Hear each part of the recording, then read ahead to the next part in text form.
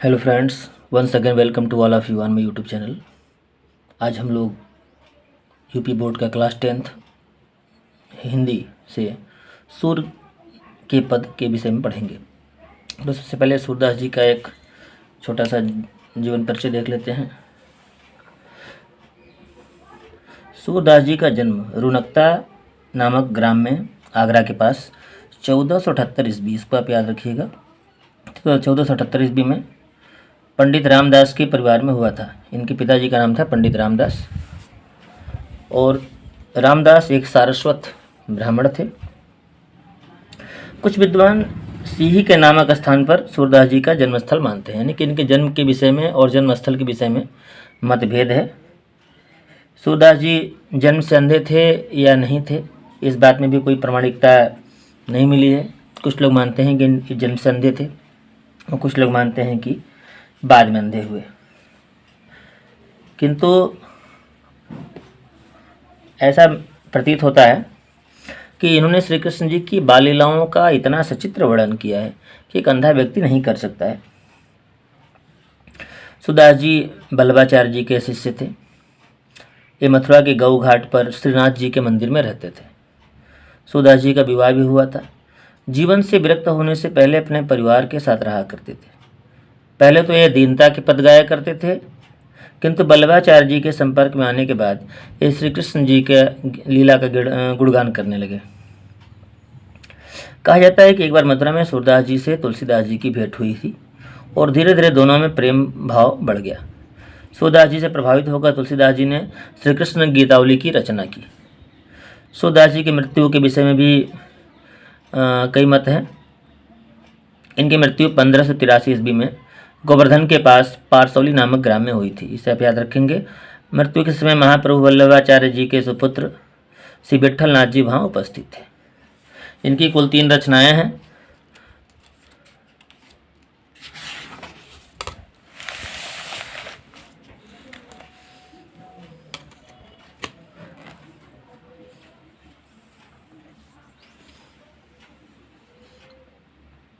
सुरसागर, सुरसारावली और साहित्य लहरी।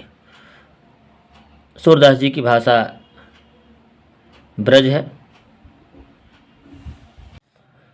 चरण कमल बंदो हरिराई। सूरदास जी कह रहे हैं कि मैं प्रभु श्री कृष्ण जी के चरण कमल, कमल रूपी चरणों की बंदो हरिराई, बार बार वंदना करता हूँ। मैं प्रभु श्री कृष्ण के कमल रूपी चरणों की बार बार वंदना करता हूँ। जाकई कृपा पंगु गिर लंघय, अंधे को सब कुछ दर्शाई। जाकु कृपा, जिसकी कृपा अगर एक बार हो जाए तो पंगु गिरि लंघे, पंगु मतलब लंगड़ा व्यक्ति, गिरि लंघे पर्वत को भी लांघ जाता है। जिसकी कृपा यानी श्री कृष्ण जी की कृपा अगर एक बार हो जाए तो लंगड़ा व्यक्ति भी पर्वत को लांघ जाता है। अंधे को सब कुछ दर्शाई, और अंधे व्यक्ति को सब कुछ दिखाई देने लगता है। बहिरो सुने, बहरा व्यक्ति सुनने लगता है।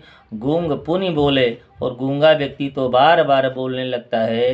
रंक चले सिर छत्र धराई, और रंक मतलब गरीब व्यक्ति तो इस प्रकार चलता है जैसे मानो सिर पर मुकुट धारण किया हुआ कोई राजा चल रहा हो। सूरदास स्वामी करुणा में, सूरदास जी कह रहे हैं हे करुणा के सागर, हे श्री कृष्ण जी दया के सागर, बार बार बंदोत ही पाई, मैं बार बार आपके ही चरणों की वंदना करता हूँ और बार बार आपके चरणों की वंदना करके आपके चरणों में स्थान पाना चाहता हूँ। क्लियर है। दूसरा पैरा देखेंगे। अविगत गति कछु कहत न आवे। सूरदास जी कह रहे हैं कि श्री कृष्ण जी की जो गति है, जो उनकी स्थिति है, उसके विषय में कुछ भी कहते हुए नहीं बन रहा है। मतलब उनकी जो स्थिति है उसके विषय में कहने के लिए मेरे पास शब्द नहीं है। ज्यों गूंगे मीठे फल को रस अंतर्गत ही भावे, जिस तरह से गूंगा व्यक्ति मीठे फल के रस को अंदर ही अंदर महसूस कर सकता है, उसके बता नहीं सकता है कि वह फल उसे कैसा लगा, उसी प्रकार श्री कृष्ण जी की भक्ति है। जो श्री कृष्ण जी की भक्ति में लीन हो जाता है वह उनके गुणों को अंदर ही अंदर महसूस कर सकता है, अपनी वाणी से व्यक्त नहीं कर सकता। परम स्वाद सब ही तु निरंतर, उससे परम स्वाद, उस गूंगे व्यक्ति को उससे परम स्वाद, अत्यंत स्वाद की प्राप्ति होती है। अमित तोष उपजावे और अत्यंत संतुष्टि प्राप्त करता है। उसी प्रकार जो व्यक्ति को श्री कृष्ण जी की भक्ति से प्रेम हो जाता है, श्री कृष्ण जी से प्रेम हो जाता है, वह उसकी संतुष्टि को अंदर ही अंदर, उनके रूप को, उनकी महिमा को अंदर ही अंदर महसूस कर सकता है। मन बाड़ी को अगम अगोचर, जो श्री कृष्ण जी हैं वो मन और बाड़ी से अगम और अगोचर हैं। सो जाने जो पावे, जो इनको जान जाता है वही इनको प्राप्त कर सकता है।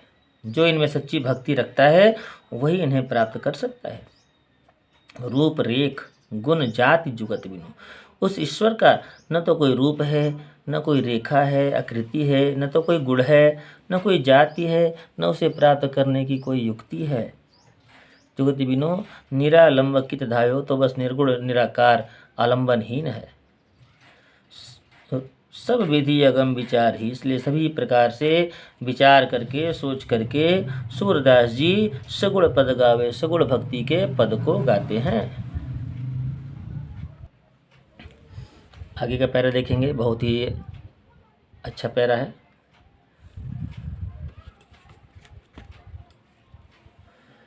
श्री कृष्ण जी की बाल लीला का वर्णन है। श्री कृष्ण जी बिल्कुल छोटे हैं और घुटने के बल चल रहे हैं। तो किलकत कान घुटुरवनी आवत, किलकत मतलब था किलकारी मारते हुए। श्री कृष्ण जी किलकारी मारते हुए, कान मतलब श्री कृष्ण जी, घुटुरवनी आवत घुटने के बल चले आ रहे हैं। श्री कृष्ण जी किलकारी मारते हुए घुटने के बल चले आ रहे हैं। मणिमय कनक नंद के आंगन, मणिमय मतलब था मड़ियों से युक्त, कनक मतलब होता है सोना, नंद के आंगन मतलब मड़ियों और सोना से युक्त नंद बाबा के आंगन में श्री कृष्ण जी किलकारी मारते हुए घुटने के बल चले आ रहे हैं। और बिंब पकड़िबे धावत, बिंब मतलब होता है परछाई को, पकड़िबे मतलब होता है पकड़ने के लिए, धावत मतलब दौड़ते हैं, और परछाई को पकड़ने के लिए दौड़ते हैं। कबहू निरखी हरि आप उछाह को, कभी कभी तो श्री कृष्ण जी, निरखी मतलब होता है देख कर, हरि मतलब श्री कृष्ण जी, आप उछाह को मतलब अपनी ही परछाई को, कभी कभी तो श्री कृष्ण जी अपनी ही परछाई को देख कर करशो पकड़न चाहत, अपने हाथों से पकड़ना चाहते हैं। किल की हसत राजत द्वय दतिया, जब कोई किलकारी मारकर हंसते हैं तो राजत मतलब बहुत अच्छा लगता है, द्वय दतिया उनके दो दांत, जब श्री कृष्ण जी किलकारी मारकर हंसते हैं तो उनके दोनों दांत बहुत ही सुंदर लगते हैं, पुनि पुनि तिहि अवगाहत, और अत्यंत सुंदरता को प्राप्त होते हैं।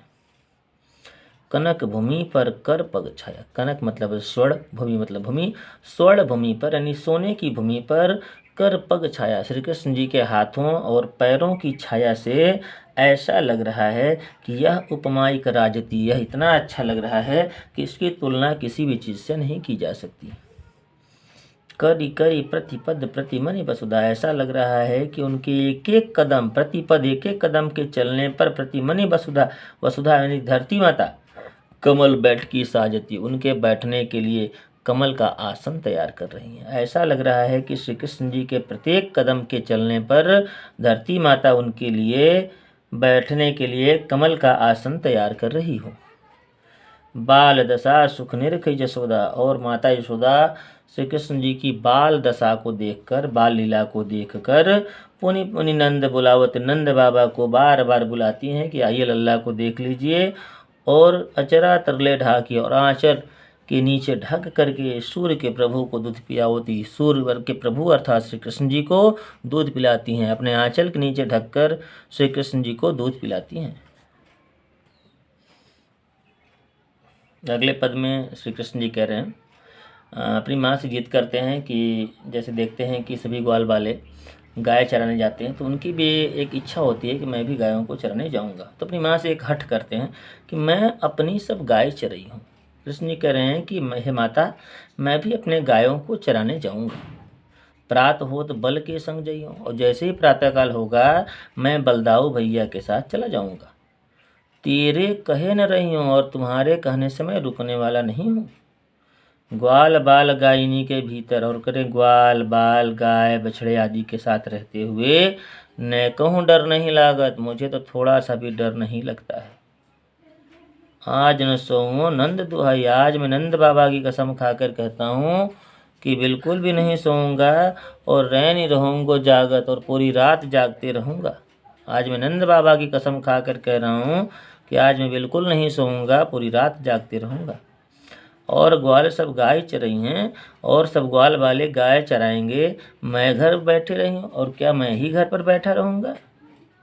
सूर्य श्याम तुम सोई रहो। तो उनकी माता जी कहती हैं कि हे श्याम, हे श्री कृष्ण मेरे लाडले, अब तुम सो जाओ, प्रात जान में दई हो। जैसे ही प्रातःकाल हो जाएगा मैं तुम्हें जाने दूंगी। अगले पद में जब श्री कृष्ण जी वहाँ से गाय चरा कर आ जाते हैं उसके बाद का वर्णन है। मैया हो न चरई हूँ गाय। श्री कृष्ण जी अपनी माता से कह रहे हैं कि हे माँ, अब मैं गायों को चराने नहीं जाऊँगा। सिगरे ग्वाल गिरावत मोसो, जितने भी ग्वाल बाल हैं वो सब मुझे दौड़ाते हैं, गाय के पीछे पीछे दौड़ाते हैं और मेरे पाई पिराई, मेरे जिसके कारण मेरे पैरों में दर्द होने लगा है।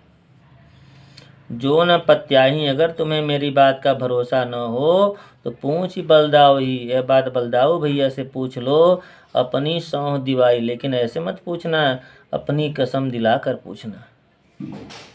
यह सुनी माई जसोदा ग्वालिनी, यह सुनते ही माता यशोदा ग्वालिनी, जितने ग्वाल बाल थे, गाली देती रिसाई। रिसाई मतलब क्रोधित होकर गुस्से में सभी ग्वाल बालों को गाली देती हैं और कहती हैं, मैं पठवती अपने लड़का को, मैं अपने लड़के को भेजती हूँ कि आवे मन बहराई, कि जाए और अपना मन बहला कर आए। सूर्य श्याम मेरो अति बालक, मेरा बालक तो बहुत छोटा है, बहुत ही अति है। मारत ताही रिंगाई, लोग उसको दौड़ा दौड़ा कर मार डालेंगे।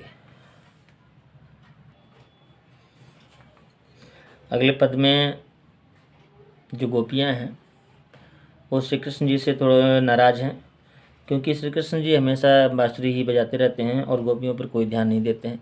तो यहाँ पे जो मुरली है उनकी एक सौतिया व्यवहार करती है गोपियों के साथ।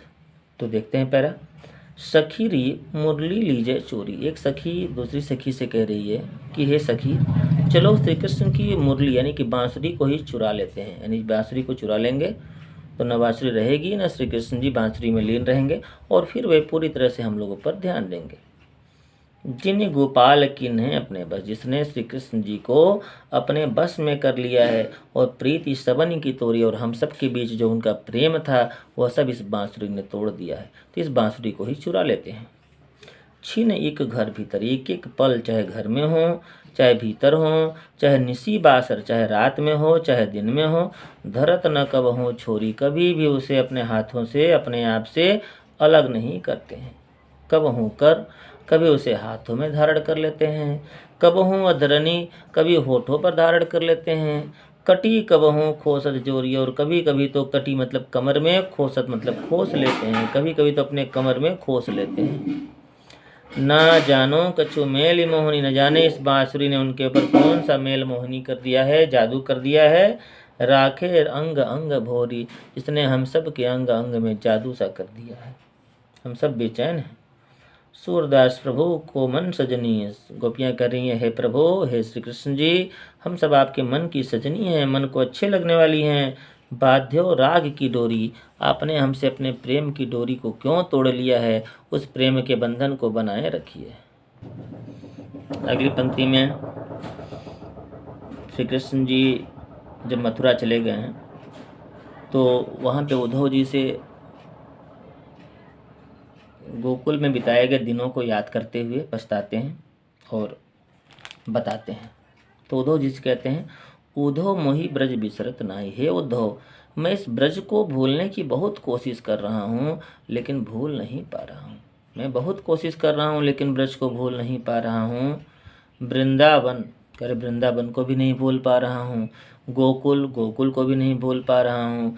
वन उपवन, वहाँ के वन, वहाँ के बाग बगीचे, सघन कुंज, वहाँ जितने छायादार वृक्ष हैं उन सब की छाई है, परछाई है, इन सब को भी मैं नहीं भूल पा रहा हूँ। प्रात समय माता यशोमती, और जब प्रातः काल होता था तो माता यशोदा अरु मतलब और नंद बाबा देख सुख पावत, मुझे देख कर सुख पाते थे। प्रातः काल होते ही माता यशोदा और नंद बाबा मुझे देख कर सुख पाते थे। और माखन रोटी दही सजायो, और मेरी माता जी माखन रोटी और दही को सजाती थी मेरे लिए, और अतिहित साथ खवावत बहुत ही प्रेम के साथ मुझे खिलाती थी। गोपी ग्वाल बाल संग खेलत करें, गोपी ग्वाल बाल इन सब के साथ खेलते कूदते सब दिन हंसत सिरात, सब दिन मेरा हंसते हुए बीत जाता था। सूरदास धन्य धनी ब्रजवासी, सूरदास जी कह रहे हैं कि जितने भी ब्रजवासी हैं वह सब धन्य हैं, जिनसो हित जदुदात, जिनके हितकारी श्री कृष्ण जी हैं।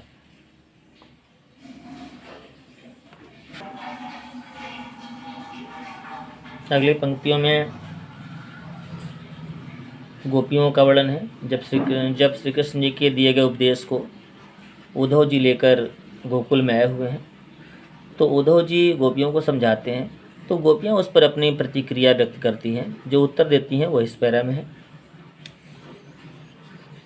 उद्धव मन भय 10-20, गोपियां करें हे उद्धव, हमारे पास 10-20 मन नहीं है। तुम जो निर्गुण निराकार ब्रह्म का उपदेश लेकर आए हुए हो, किसी भी ज्ञान को ग्रहण करने के लिए मन का होना जरूरी है, और हमारे पास 10-20 मन नहीं है। एक हो तो सो गयो श्याम संग, एक ही मन मेरे पास था ही। और जब श्री कृष्ण जी यहाँ से मथुरा जा रहे थे तो गयो श्याम संग, श्री कृष्ण जी उस मन को अपने साथ लेकर चले गए। को और आधेश, तो अब तुम ही बताओ कि अब हम किस मन से ईश्वर की आराधना करें। जो तुम ईश्वर की आराधना करने के लिए कह रहे हो, किस मन से करें? मन तो हमारे पास है ही नहीं। इंद्र शिथिल भई केशो बिनु, और हमारी जो इंद्रियां हैं श्री कृष्ण के बिना बिल्कुल शिथिल हो गई हैं, निर्जीव हो गई हैं। ज्यों देही बिनु शीश, उसी प्रकार निर्जीव हो गई हैं जिस प्रकार सिर के बिना पूरा शरीर हो जाता है। आशा लागी रहती तन श्वासा, हमारे अंदर आशा लगी हुई है, हमारे तन में सांस बचा हुआ है। और जीवन ही कोटि बरिस, श्री कृष्ण जी के दर्शन करने के लिए, तो श्री कृष्ण जी के आने का इंतजार करने के लिए तो हम जीवन ही कोटि बरिस, करोड़ों वर्ष भी जी सकते हैं। तुम तो सखा श्याम सुंदर के हो, तुम तो श्याम सुंदर अर्थात श्री कृष्ण जी के सखा हो, मित्र हो, तो तुम्हें तो श्री कृष्ण जी का संदेश लेकर आना चाहिए था। सकल योग के तुम तो इस योग साधना के संदेश को लेकर आ गए। सूर हमारे नंद नंदन बिनु और नहीं जगदीश, गोपियां करी हे उद्धव, नंद नंदन अर्थात श्री कृष्ण जी के बिना तो और नहीं जगदीश, इस दुनिया में हमारा और कोई दूसरा भगवान नहीं है, श्री कृष्ण ही हमारे भगवान हैं। अगली पंक्तियों में फिर गोपियाँ उद्धव को कहती हैं कि उद्धव जाओ तुम्हें हम जाने, हे उद्धव जाओ, तुम्हें हमने जान लिया कि तुम यहाँ पर क्यों आए हो। श्याम तुम ही हो को नहीं पठियो, श्री कृष्ण जी ने तुम्हें यहाँ नहीं भेजा होगा, पठियो मतलब भेजा होगा। तुम हो बीच बुलाने, तुम तो रास्ता भूल कर यहाँ पर चले आए हो। और ब्रज नारिन सो जोग कहा, तो हम सब ब्रज की नारियां हैं और उनके साथ तुम योग साधना की बात कर रहे हो, योग करने की बात कर रहे हो। बात कहत न लजाने, और ऐसी बात कहते हुए तुम्हें लज्जा नहीं आती, तुम्हें शर्म नहीं आती है। बड़े लोग न विवेक तुम्हारे, तुम बड़े जरूर हो लेकिन तुम्हारे पास विवेक नहीं है, बुद्धि बिल्कुल भी नहीं है। ऐसे भय अयाने, बस तुम ऐसे ही चले आए हो। हम सो कही लई हम सही, के हमसे तुमने कहा, हमने इस बात को सह लिया। जिन जिय ज्ञ गुण ते ले हो सयान, लेकिन यह बात किसी और से, किसी और स्त्री से मत कहना। कहाँ अबला, कहाँ हम अबला नारी हैं। कहाँ दशा दिगंबर, कहाँ तुम दिगंबर रहने की बात कर रहे हो, गेरुआ वस्त्र धारण करने की बात कर रहे हो, अर्धनग्न वस्त्र धारण करने की बात कर रहे हो। मस्ट करो पहचाने, अपने आप को पहचानो। सांच कहो तुमको अपनी बूझती बात निदानी, हे उद्धव अच्छा तुम हमें एक बात सच सच बताना, बूझती बात निदानी, एक बात सच सच हमें बताना। सांच कहो, सच कहना, तुमको अपनी तुम्हें तुम्हारी कसम है, तुम एक बात सच सच बताना कि सूर्य श्याम जब तुम ही पठायो, जब श्री कृष्ण जी तुम्हें यहाँ भेज रहे थे तब न कहूँ मुस्काने, तब क्या वे थोड़ा सा भी मुस्कुराए थे? अर्थात थोड़ा सा अगर मुस्कुराए थे इसका मतलब कि वे यह बात सत्य नहीं है।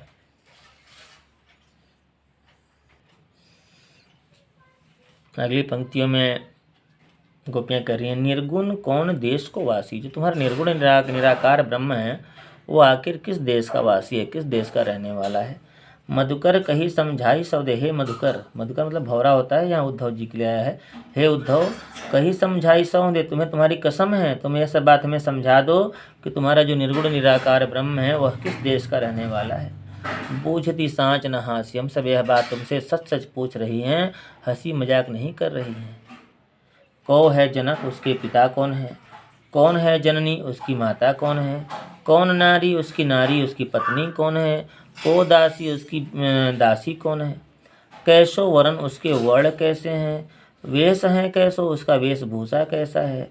किन्हीं रस में अभिलाषी, किस रस की अभिलाषा रखता है? पावे गोपन कियो आपनो, जोर करेंगी गासी। गासी मतलब था छल। अगर तुम मेरे साथ कोई छल करोगे तो पावे गो पुण्य कियो आपनो, तुम्हें अपना फल जरूर मिलेगा अगर तुम हमारे साथ कोई छल करोगे तो। सुनत मौन हुए रहो बावरो। और जब इस उद्धव जी इस बात को सुनते हैं, गोपियों की इस बात को, तो सुनत मौन हुए रहो बावरो, बिल्कुल बावले के समान, पागल के समान बिल्कुल मौन हो जाते हैं। सूर सबे मति नासी, और ऐसा लग रहा है मानो कि उनकी सारी बुद्धि भ्रष्ट हो गई हो। अगले पैरा हम देखेंगे। अब जब उद्धव जी जाने को हुए तो माता यशोदा श्री कृष्ण जी के विषय में कुछ संदेश देती हैं कि माता देवकी को यह बात आप बता दीजिएगा। तो माता यशोदा का यह देवकी जी के नाम संदेश है। संदेशो देवकी को इसे कहियो, हे उद्धव, यह संदेश जो मैं तुम्हें बता रही हूँ, इसको जाकर तुम देवकी माता से कह देना कि हो तो धाई तिहारे सुत की, मैं यद्यपि तुम्हारे ही बेटे की धाय माँ हूँ, पालन पोषण करने वाली माँ हूँ। माया करत ही रही हो, बस मैं दया करती ही रह सकती हूँ, मोह माया ही कर सकती हूँ। यद्यपि टेव तुम जानती उनकी, यद्यपि तुम उनकी, टेव मतलब होता है आदत, अगर यद्यपि तुम उनकी आदतों के विषय में जानती हो तो मोही कही आवे, फिर भी मैं कुछ कहना चाहती हूँ। प्रात होत मेरे लाल लड़े थे, प्रातःकाल होते ही मेरे लाडले को, बेटे को माखन रोटी भावे, माखन रोटी उन्हें बहुत अच्छी लगती है। तेल उबटनो अरु तातो जल, करें तेल उबटन, अरु मतलब और, तातो जल मतलब गर्म जल, गर्म जल को देखते ही, ता ही देखी भज जाते, उसे देखते ही वो भाग जाते थे। फिर जोई जोई मांगत, फिर जो जो मांगते थे, सोई सोई देती मैं, वह उन्हें देती थी। और क्रम क्रम करी के नहाते, और फिर बारी बारी से उन चीज़ों को लेकर तब जाकर वो नहाते थे। सूर पथिक सुनि मोहि दिन, करें हे पथिक, मुझे तो दिन रात बढ़ियो रहत और सोच, मेरे हृदय में यह सोच बनी रहती है कि मेरो अलग लड़े तो मोहन, मेरा जो प्यारा लाडला मोहन है, कृष्ण है, वह है करत संकोच, वहाँ पर संकोच करते होंगे। इस प्रकार से यह पाठ आपका समाप्त हुआ।